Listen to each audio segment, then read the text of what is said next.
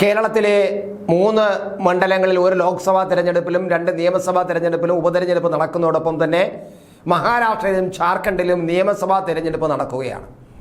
അവിടെ നിന്നുള്ള റിപ്പോർട്ടുകൾ, എക്സിറ്റ് പോളുകൾ വന്നപ്പോൾ അത് 2 സ്ഥലത്തും BJPക്ക് ഗുണകരമായിരിക്കും എന്നാണ് വന്നത്. പക്ഷേ ഇപ്പോൾ റിസൾട്ട് വരുമ്പോൾ മഹാരാഷ്ട്രയിൽ പറഞ്ഞതുപോലെ തന്നെ BJP NDA സഖ്യം മുന്നേറുന്ന, വളരെ ശക്തമായി മുന്നേറുന്ന കാഴ്ചയാണ് കാണുന്നത്. എന്നാൽ ജാർഖണ്ഡിൽ നേരത്തെ പ്രവചിച്ചിരുന്നത് പോലെ BJP NDA സഖ്യത്തിന് അത്ര വളർച്ച ഉണ്ടാക്കാൻ കഴിഞ്ഞിട്ടില്ല.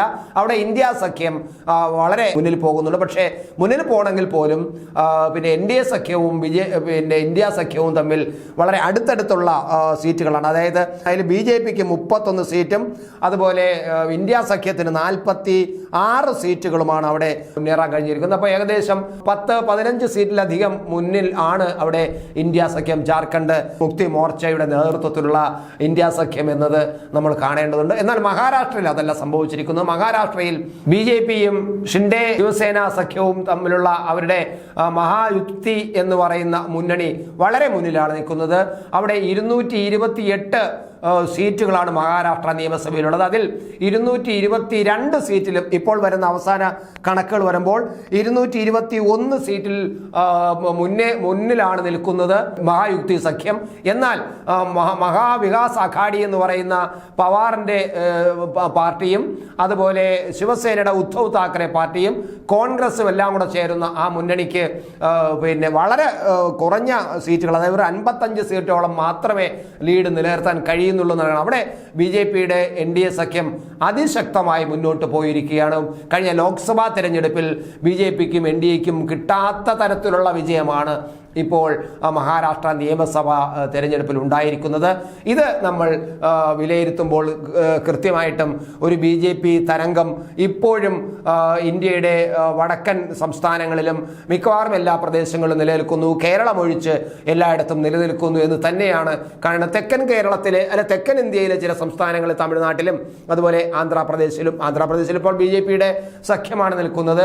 പക്ഷേ എങ്കിൽ പോലും ഇന്ത്യയുടെ പ്രധാനപ്പെട്ട വടക്കുകിഴക്കൻ മേഖലയിലും വടക്കൻ മേഖലയിലും എല്ലാം BJP NDA സഖ്യത്തിന് ശക്തമായ ഒരു അടിവേര് ഇപ്പോഴും ഉണ്ട് എന്ന് തന്നെയാണ് കാണുന്നത്.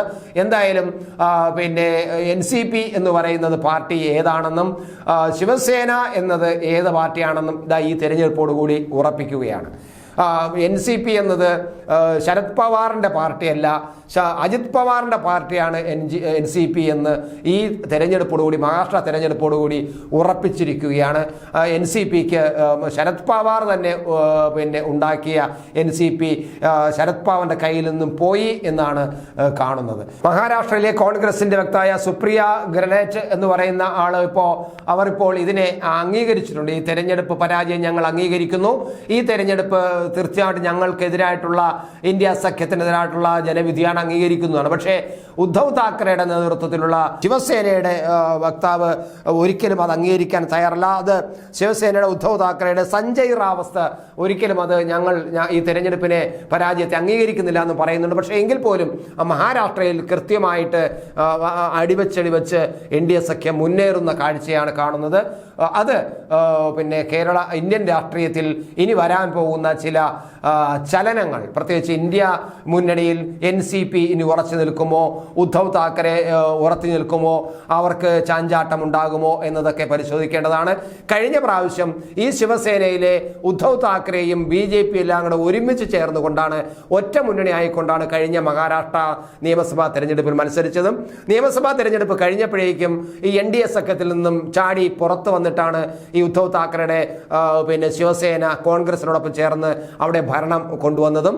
ആ ഭരണം കുറച്ചു കാലം കഴിഞ്ഞതിന് ശേഷം വീണ്ടും അതിൽ നിന്നും ഷിൻഡെയുടെ നേതൃത്വത്തിലുള്ള ഒരു ശിവസേന സഖ്യം മാറുകയും BJPയോടൊപ്പം ചേരുകയും അങ്ങനെ NCPയുടെ ഒരു സഖ്യം അജിത് പവാർ നേതൃത്വത്തിൽ മാറുകയും ചെയ്യുകയും ചെയ്തതിന്റെ ഭാഗമായിട്ടാണ് അവിടെ അവരുടെ ഒരു ഗവൺമെന്റ് വരുന്നതും.